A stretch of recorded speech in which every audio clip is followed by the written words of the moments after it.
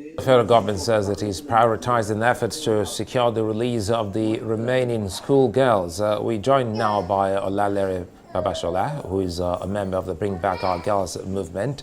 And right here in the studios, Nkeki Mutar, who's the chairman of Chibok Community. Gentlemen, good to see you, and thanks for your time.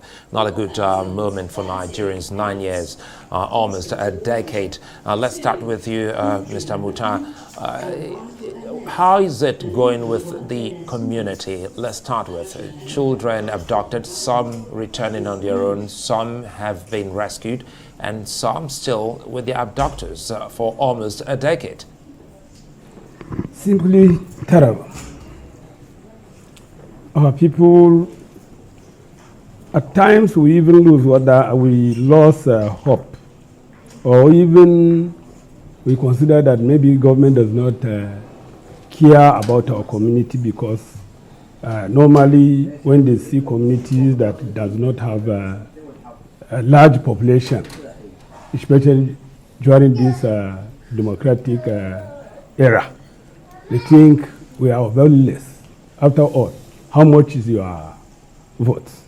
Well, that is how we normally think. Otherwise, as far as I'm concerned, what has happened to Chibok wouldn't have even last long like this.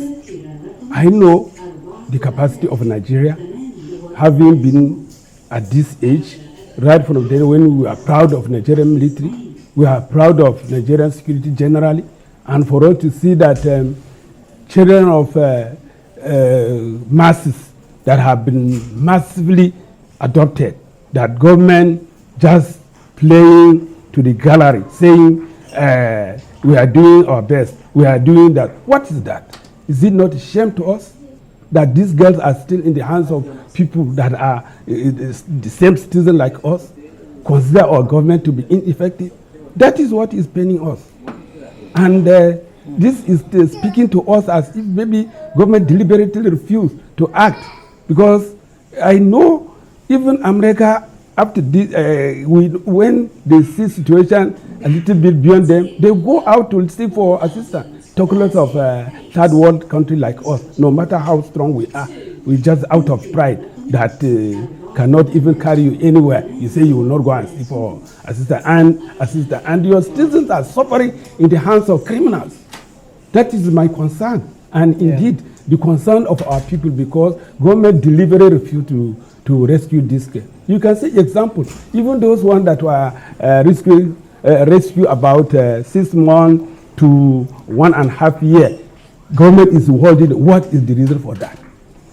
If they have good plan for the girls, why can't they unfold the plan for the parents?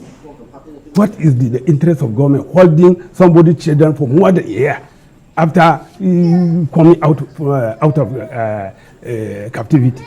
That is another captivity. No matter how good you are doing to somebody's children, he will never feel at home. That love is already lost. So what does the government mean?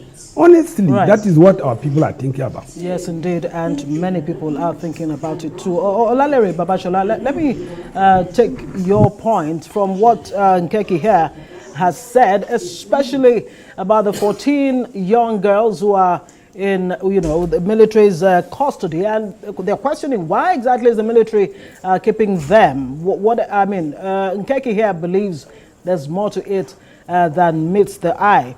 But let me bring in the figures that are, have been quoted by UNICEF, saying that since 2014, over 2,400 serious violations affecting 6,800 children in the Northeast, and 700 children have been forcefully abducted and recruited by armed groups still in the Northeast. What do you make of these figures coming out in spite of all that's happened since Chibok 2014? Yeah, thank you very much for inviting me to this program. I think this underlines the fact that the government is simply violating the social contract it has with people. There is a responsibility government should have to citizens, and that is actually the base of our struggle. Government is failing, and they are not learning, obviously not learning from what has happened in the past. Chibok happened, There is so much outcry about it, but we can see a repeat of what happened in Chibok. Different initiatives that we have suggested to government, they were not carried out, obviously. You don't see any targeted attempt to do something differently, and this is happening. And as we see it, children who go to school are still exposed to danger. And to make matters worse, it's even the 14 ones that have been abducted. It's like they escaped one abduction, and got into another abduction. And just what government keeps doing, keeping the parents in the dark. You might be planning to do something good. You might be giving good food, good education to them where they are kept. But at least speak to the parents. And that is what we are saying. There are different reports. We could understand the time when they didn't rescue anybody or they have not found any of the Chibok girls. They found at least about 127 of them now have been found out of the 219 that were carried away. So 92 still out there. What has happened to these people? At least speak with the parents. Give hope to the parents. On this front, government is failing. And that is my interpretation of what the numbers are that is being put on the table for us as a people, as a country. We have to keep on holding our government accountable. Let me come to Nkeke here, and this has to do with, it breaks the heart of any Nigerian or any human watching you this night. And you spoke about the pain the community and even the country has gone through.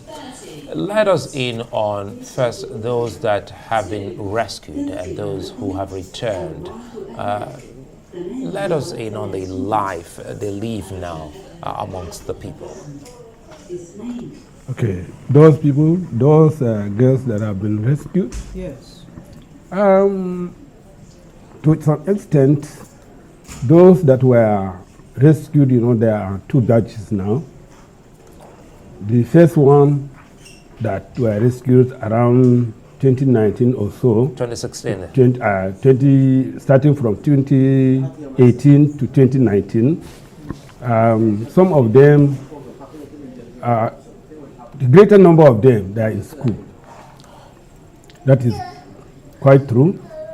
And at least, even though government refused to accept our suggestion initially, because at the time when they were under rehabilitation, our community, our development association, we wrote 3 different letters to federal government that because of the trauma and the psyche of the girls, we do not want them to school in Nigeria, that let them go abroad. Indeed,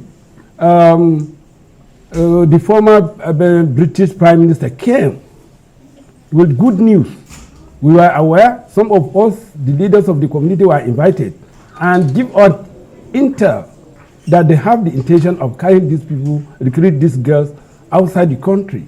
And with that, we follow up with 3 different letters to federal government. As I'm talking to you, federal government never give us a reply to this letter. Only for us, indeed, when the girls were under the process of rehabilitation, they deny us access.